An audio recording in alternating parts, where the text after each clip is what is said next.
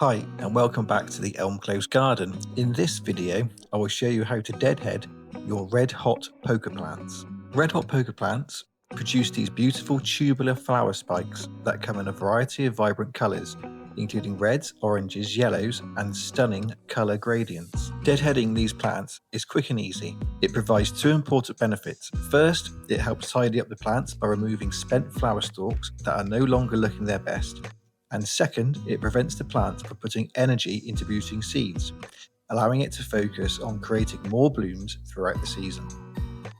To get started, all you'll need is a clean sharp pair of pruning shears or scissors.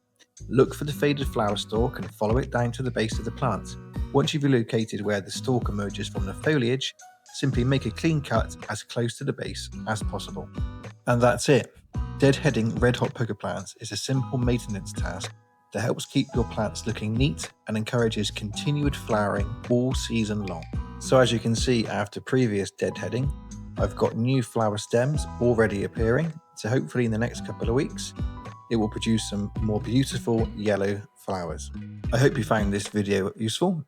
If so, please like and subscribe to the channel and keep up to date with everything that's going on in the Elm Close Garden here in North Somerset in the UK.